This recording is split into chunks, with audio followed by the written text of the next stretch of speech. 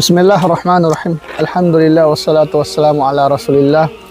Assalamualaikum warahmatullahi wabarakatuh.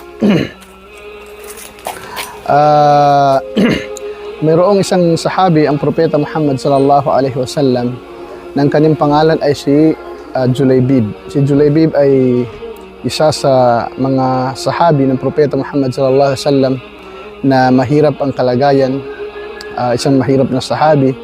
Kahit yung kasuotan niya ay talagang hindi mo matatawag na kumbagay may magandang kasuotan dahil isa siyang mahirap. At kahit mga ibang mga sahaba ng propeta Muhammad sallallahu alaihi wasallam, hindi nila kilala si Julaybib radhiyallahu anhu wa ardah.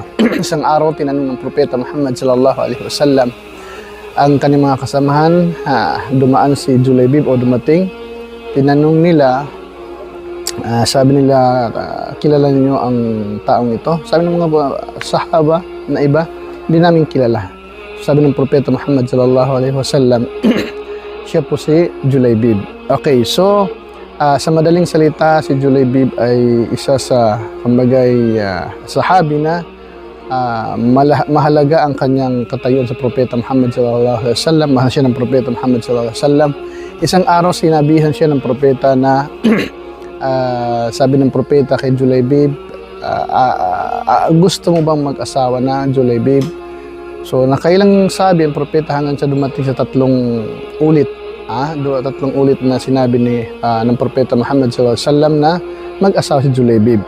So ang sagot ni Julaybib ay sabi niya, sino ang magkakagusto kay Julaybib? Si Julaybib ay mahirap na lalaki, hindi naman kagandahang lalaki, hindi siya. Kasi syempre si Julaybib ay kumagay, hindi natin sinasabi na pangit, syempre khalqullah, pero hindi siya magandang lalaki.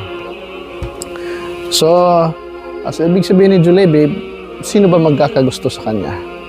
So, sa isang riwaya, inutusan siya ng propeta Muhammad sallallahu alaihi wasallam na pumunta sa isang pamilya ng Ansar para mag-asawa, mag-khitbah, manhikan. Sa isang riwaya, mismo ang propeta Muhammad sallallahu alaihi wasallam ang namanhikan para sa kanya. So, nung marinig nung